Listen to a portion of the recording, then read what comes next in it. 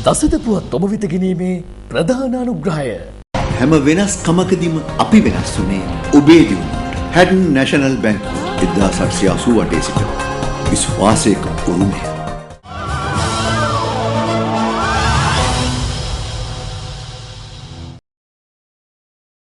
සුපුරුදු පරිදි අදත් ඔබ එකතු සිටිනේ සත්‍ය නිවැරදිව ගෙනෙන දසත ප්‍රධාන පුවත් සාර සංග්‍රහය සමගින් ප්‍රථම නවදානියක් දවසේ පුවත් සිරස් තල වෙත.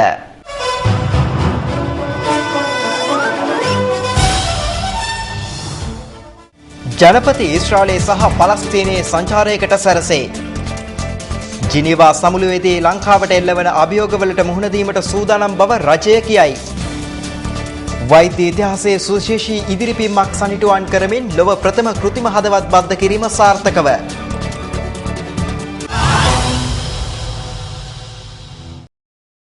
ජනාධිපති මහින්ද රාජපක්ෂ මහතා ඇතුළු ඉහළ පෙළේ දූත පිරිසක් ලබන මාස ඊශ්‍රායලයේ සහ පලස්තීනයේ ප්‍රදේශවල සංචාරයක නිරත වීමට සැලසුම් කර තිබෙනවා.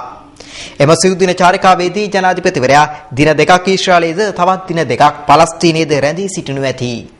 ජනාධිපති මහින්ද රාජපක්ෂ මහතා ඊශ්‍රායලයේදී එරට ජනාධිපති ශිමෝන් පෙරෙස් සහ පලස්තීන ජනාධිපති මහමුද් අබ්බාස් මුණ ගැසී සාකච්ඡා කිරීමට නියමිතයි.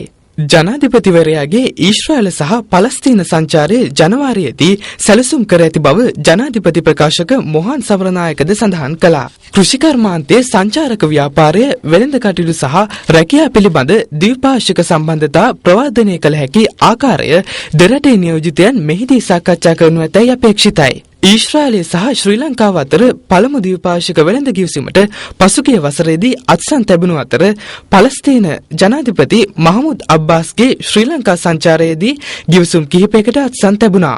ඊශ්‍රායලයේ රැකියාව සඳහා මෙරට ශ්‍රමිකයන්ට වැඩි අවස්ථාවක් ලබා දීමට ඊශ්‍රායලය පසුගියදා එකඟත්වයක් පළ කළා.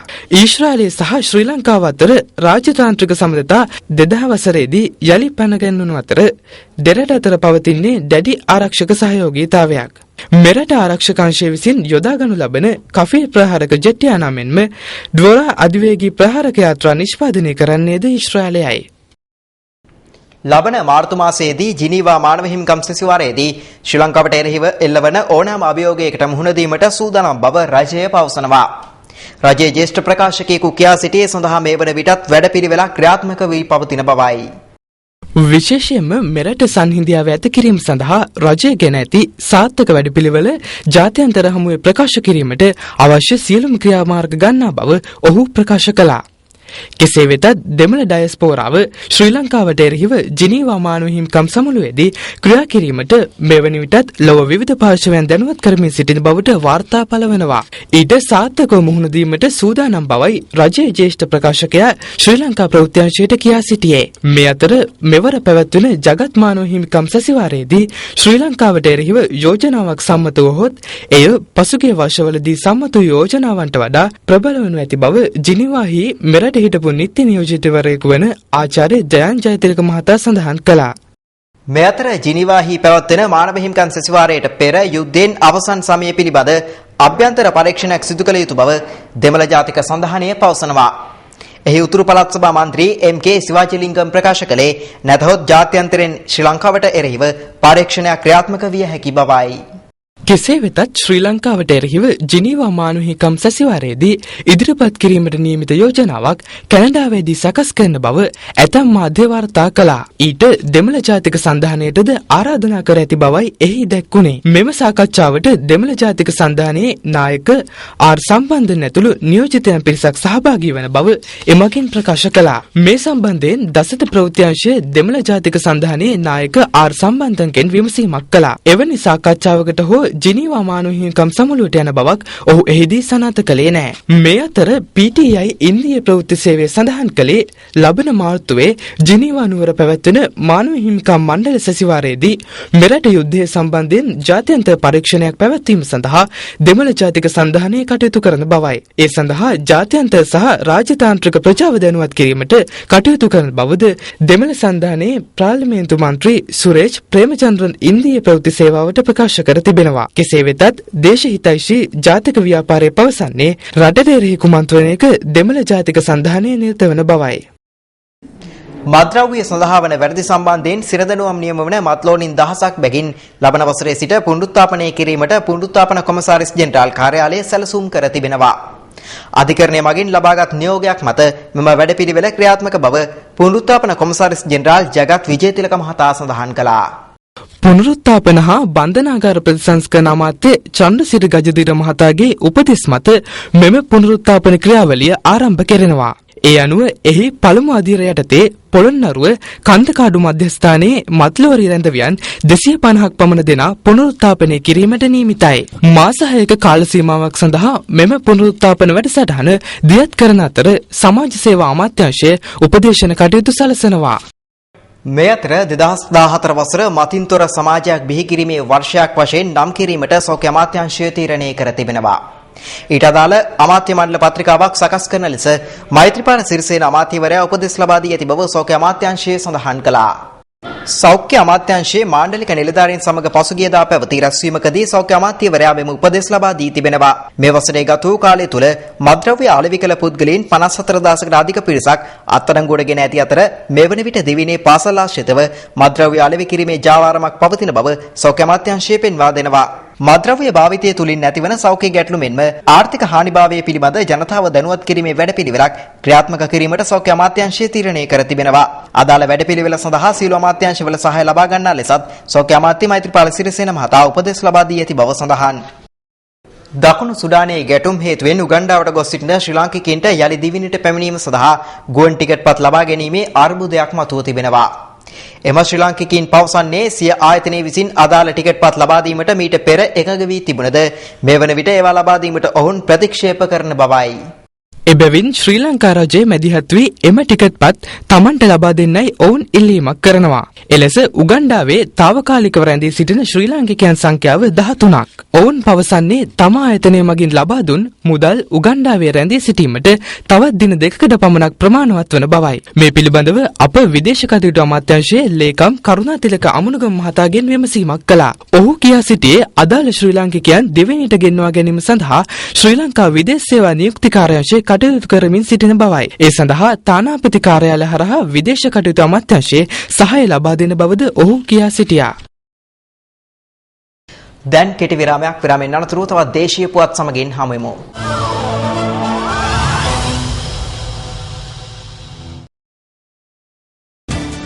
මන්නාරම සමූහ මිනිවලේ කැණීම් යලි ආරම්භයි.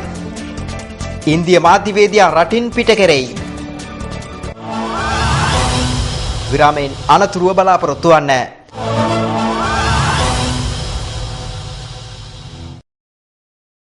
විරාමයෙන් අනතුරු යලිත් අවධානය තවත් දේශීය පුවත් වෙත. මන්නාරම තිරුකේදීශ්වරම් කෝවිල ආසන්නයෙන් හමු සමූහ මිනිවලේ කැණීම් යලිත් ආරම්භ කර තිබෙනවා. පසුගියදා හමු මිනිස් අස්ථි කොටස් සම්බන්ධයෙන් පුළුල් පරීක්ෂණ ආරම්භ කර ඇති බව පොලිස් මාධ්‍ය ප්‍රකාශක ජ්‍යෙෂ්ඨ පොලිස් අධිකාරී අජිත් රෝහණ මහතා සඳහන් කළා. ඒ සඳහා විශේෂ පොලිස් කණ්ඩායම් දෙකක්ද යෙදවීමට කටයුතු කර තිබෙනවා. මීට අමතරව අදාළ සමූහ මිනිවලේ පස්සා පැලෑටි පරීක්ෂා කිරීම සඳහා විශේෂඥ සහායද ලබාගෙන ඇති බවයි පොලිස් මාධ්‍ය ප්‍රකාශකවරයා වැඩිදුරටත් සඳහන් කළේ. පසුගිය 20 වන සිකුරාදා මන්නාරම A32 ප්‍රධාන මාර්ගයේදී තිරුකේදීශ්වරම් කෝවිලට පිවිසුම් මාර්ගයේ ජලනල සවි කරමින් සිටි කොන්ත්‍රාත්කරුවන්ට මිනිස් හිස් කබලක් සහ අස්ථි කොටස් කිහිපයක් හමු වුණා. පසුව පොලිසියද මැදිහත් වීමෙන් මන්නාරම් මහේස්ත්‍රාත්වරයාගේ අධීක්ෂණය යටතේ වැඩිදුර කැණීම් කටයුතු සිදු කරන අතර එම අවස්ථාවේදී මිනිස් හිස් කබල් 10ක් සහ අස්ථි කොටස් කිහිපයක් සොයාගත්තා. උතුරේ යුද හමුදා කඳුරු සහ හමුදා නිලධාරීන් ගමන් කරන ස්ථාන ඡායාරූප හා වීඩියෝ ගත කළ ඉන්දිය ජාතික මාධ්‍යවේදියා මෙරටින් පිට කර යවා තිබෙනවා. දසත ගුවන්තොටුපළ වාර්තාකරු සඳහන් කළේ UL 123 යානයෙන් ඊයේ රාත්‍රී 7ට පමණ ඉන්දියාවේ චෙන්නයි නුවර බලා ඔහු පිටත් කර යවා ඇති බවයි. අවසරයකින් තොරව යුද හමුදා කඳවුරුවල ඡායාරූප ගැනීම නිසා ආරක්ෂකාංශ විසින් මෙම මාධ්‍යවේදියා පසුගියදා අත්අඩංගුවට ගත්තා. තමිල් ප්‍රභාකරන් නැමැති ඔහු තමිල්නාඩු ප්‍රාන්තයේ පදිංචිකරුවෙකු වන අතර සංචාරක වීසා මත මෙරටට පැමිණ ඇති බවයි පොලිස් මාධ්‍ය ප්‍රකාශක කාර්යාලය සඳහන් කළේ. වසරේ මේ දක්වා කාලය තුල මිනිස් ක්‍රියාකාරකම් වල බලපෑමෙන් වනාලින් 190 දෙනෙකු මිය ගොස් ඇතැයි වනජීවි සංරක්ෂණ දෙපාර්තමේන්තුව පවසනවා. එම කාලය තුල අලින් නිසා මියගිය පුද්ගලයන් සංඛ්‍යාව 60ක් වන බව සඳහන්. දැනට දිවයිනේ සමස්ත අලිගහනේ 6000ක්. ඒ අනුව මේ වසරේ අලිමිනිස් ගැටුම නිසා මියගිය අලින් සංඛ්‍යාව වත්මන් අලිගහනෙන් 3%ක් ඉක්මවා තිබෙනවා. මෙම ගැටලුව සඳහා තවදුරටත් විසඳුම් සොයන බව වනජීවි සංරක්ෂණ දෙපාර්තමේන්තුව සඳහන් කළා. උත්සව සමයේ පාරිභෝගිකයින්ට සහන මිලට පොල් ලබා දීමේ වැඩපිළිවෙලක් පොල් සංවර්ධන අමාත්‍යාංශය සහ ජනතා වතු සංවර්ධන මණ්ඩලය එක්ව දියත් කර තිබෙනවා. ඒ අනුව කොළඹ ඩියුක් වීදියේ නාරායන්පිට පොල් සංවර්ධන අධිකාරියේ සහ බත්තරමුල්ල ඩෙන්සිල් කොබ්බෑකඩුව මධ්‍යස්ථානයේ මෙලෙස අඩු මිලට පොල් අලෙවි කරනු ඇති. ජනතා වතු සංවර්ධන මණ්ඩලයේ වතුවල පොල් පළදාව අතරමැදියන්ගෙන් තොරව මෙහිදී අලෙවි කරන්නේ රුපියල් 45කටයි. ඉල්ලුම තවදුරටත් ඉහළ ගියහොත් ජනවාරි 15 වනදා සිට කොළඹ කොටුව දුම්රිය ස්ථානයේ ආසන්නයේද සහන මිලට පොල් අලෙවි කිරීමට අපේක්ෂිතයි. සූදානම් යලිත් කෙටි විරාමයක් ලබා ගැනීමට විරාමෙන් අනතුරුව හමුවෙමු.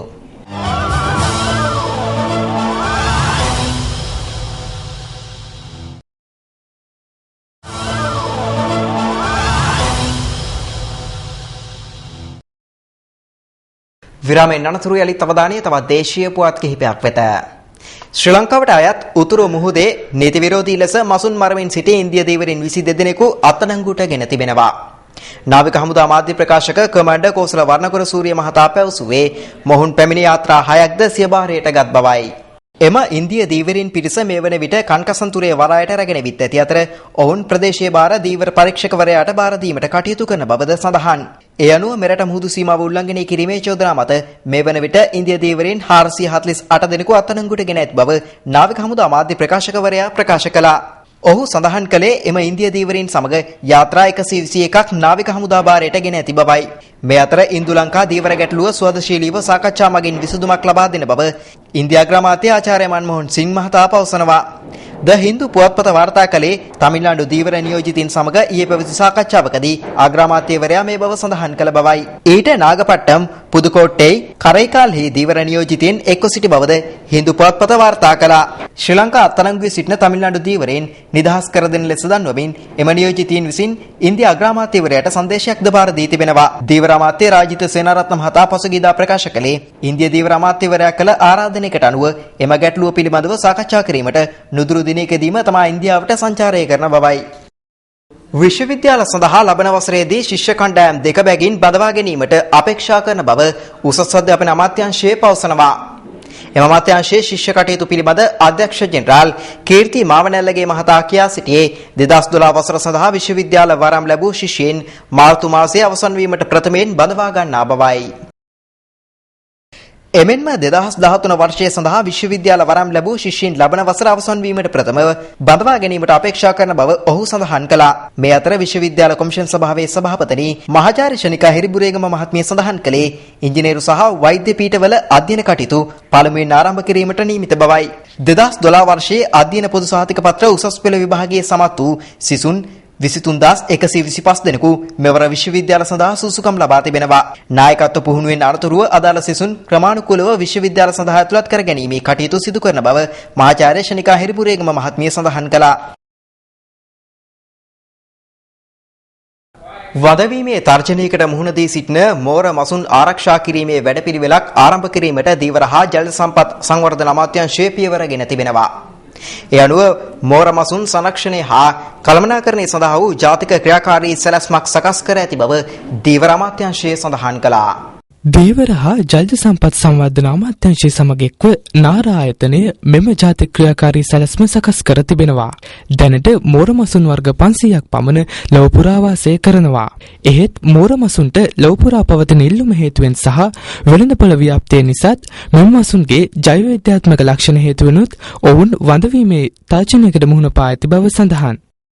ජාතික ළමා ආරක්ෂණ අධිකාරියේ පැය 24 පුරා ක්‍රියාත්මක වන දුරකථන නාමාවලියට ඇමතුම් 61000කට අධික සංඛ්‍යාවක් මේ වසර පුරා ලැබී ඇති බව ළමා ආරක්ෂණ අධිකාරියේ සභාපතිනි අනෝමා දිසානායක මහත්මිය පවසනවා.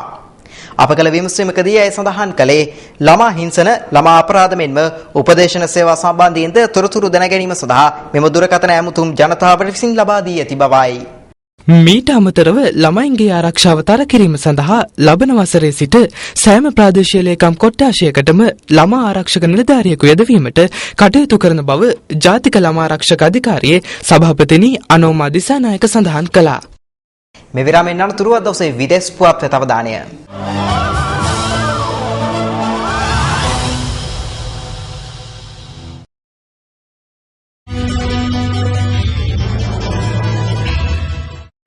විරාමයෙන් අනතුරු යලිත් අවධානය දවසේ විදේශ පුවත් වෙත. වෛද්‍ය ඉතිහාසයේ සුවිශේෂ ඉදිරිපීමක් සනිටුවන් කරමින් ලොව පළමු කෘත්‍රිම හදවත් බද්ධය සාර්ථක ලෙස සිදු කිරීමට ප්‍රංශ වෛද්‍යවරු කණ්ඩායමක් සමත් වී තිබෙනවා. පැරිස් නගරයේ ජෝර්ජ් පොම්පිඩෝ රෝහලේදී මෙම ඓතිහාසික සත්කම සිදු කරුණේ පසුගිය 18 වෙනිදායි.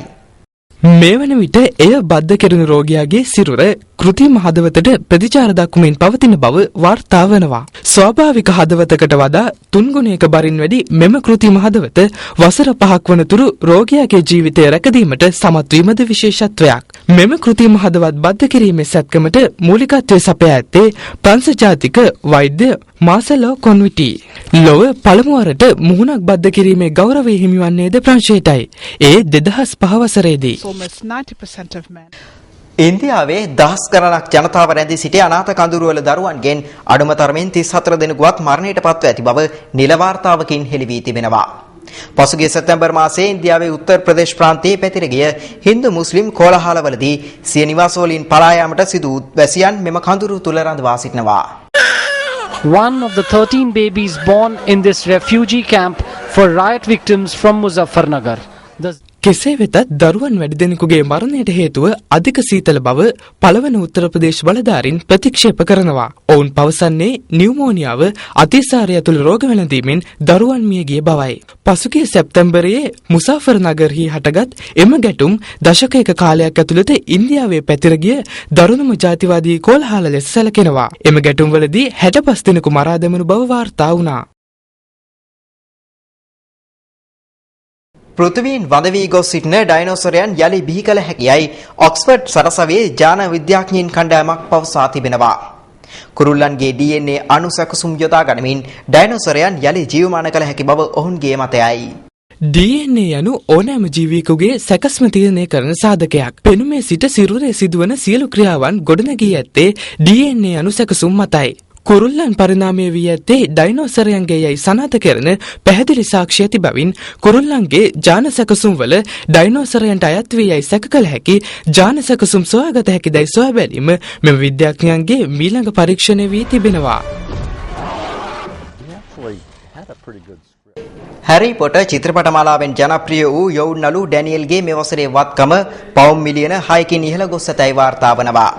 තවමත් 24 හැවිරිදි වී පසුන ඩැනියල්ගේ මුළු ධනය පවුම් මිලියන 540ක් බව ඔහුගේ වත්කම් පාලනය කරන ගිල්මෝ කප් සමාගම සඳහන් කර තිබෙනවා. මෙම වත්කම් වලට හැරි පොටර් චිත්‍රපටයෙන් සහ ඒ ආශ්‍රිත වැඩකටයුතු වලින් උපයාගත් ධනයද ඇතුළත්. මෙම වත්කම අනුව ඩැනියල් රැඩ්ක්ලිෆ් බ්‍රිතාන්‍යයේ ඉහළම ආදායම ලබන තරුණ නළුවා බවට ගිල්මෝ ක්‍රේප්ස් ආයතනය තහවුරු කර තිබෙනවා. එසේම 2012 වසරේ ඔහුගේ වත්කම පවුම් මිලියන 47.9ක් වූ අතර මේ වසරේ එය පවුම් මිලියන 17කින් ඉහළ ගොස් ඇති බවටද ගණන් බලා තිබෙනවා. අදට නියමිත කෙලිබීමේ පුවත් මෙවරමෙන් අනතුරුව බලාපොරොත්තු වන්න.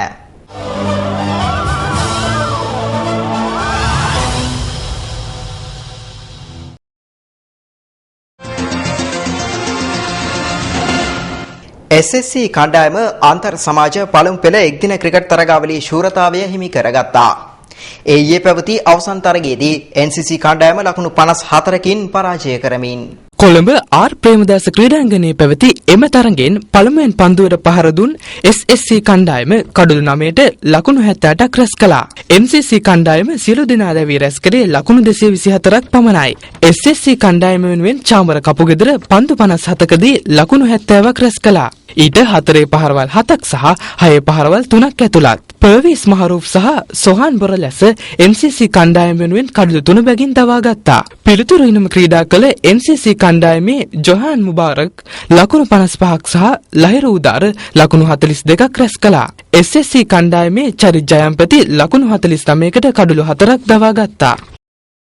ප්‍රවීණ ක්‍රිකට් විස්තර විචාරකයෙකු මෙන්ම එංගලන්තයේ හිටපු ක්‍රිකට් නායකයෙකු ටෝනි ග්‍රේග් මහතා අභාවප්‍රාප්ත වී අදට වසරක් සැපිරෙනවා. ශ්‍රී ලංකා ක්‍රීඩාලෝලීන් අතරද ජනප්‍රිය චරිතයක් වූ ඔහු මිය යන විට 66 හැවිරිදි වී පසු වුණා.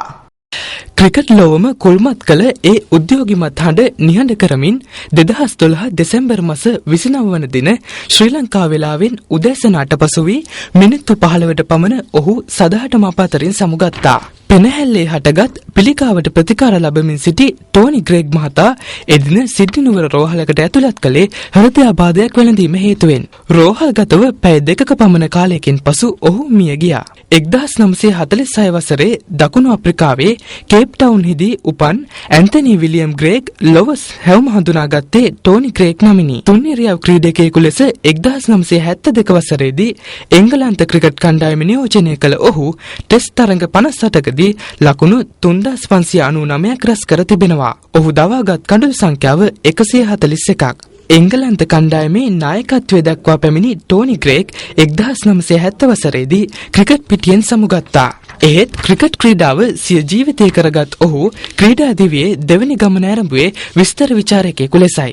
ටෝනි ග්‍රේග් මහතා ශ්‍රී ලංකා ක්‍රිකට් කණ්ඩායම හා දැක්වේ සංවේදී ලබදියාවක්. 1996 වසරේදී ශ්‍රී ලංකාව ලෝක ක්‍රිකට් කිරුළ දිනාගත් අවස්ථාවේ ඔහුගේ වදන් මෙරට ක්‍රීඩාලෝලීන්ට පමණක් නොව ක්‍රීඩකයන්ටද අප්‍රමාණ ශක්තියක් වුණා. Captain cool, master blaster, little කළුවැලි නම් වලින් මෙරට ක්‍රීඩකයන් ලොවට හඳුන්වා දුන් ටෝනි ග්‍රේග් මහතා මෙරට ස්වභාව සෞන්දර්යයටද අප්‍රමාණ ඇල්මක් දැක්වූ අයෙක්. My phone alongside my bed rang. Who was it? අද දින ප්‍රකාශිත විදේශ විනිමය පාතේ වෙතයි මේ විරාමයෙන් අනතුරු අවධානය යොමු කරන්නේ.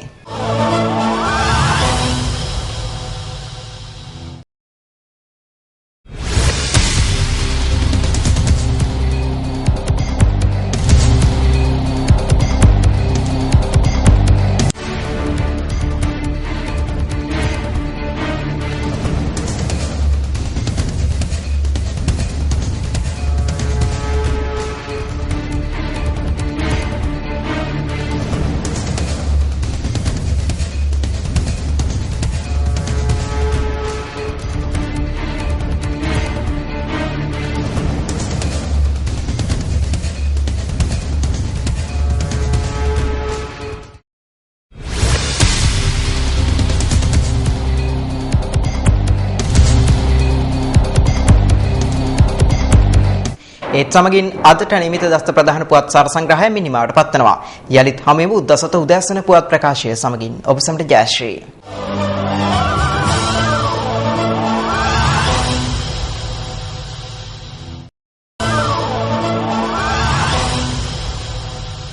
දසත පුවත් ඔබ වෙත ගෙනාවේ හැම වෙනස්කමකදීම අපි වෙනස් වුණේ ඔබේ දියුණුවට. හැඩන් නැෂනල් බැංකුව 1888 සිට විශ්වාසයක උරුමය.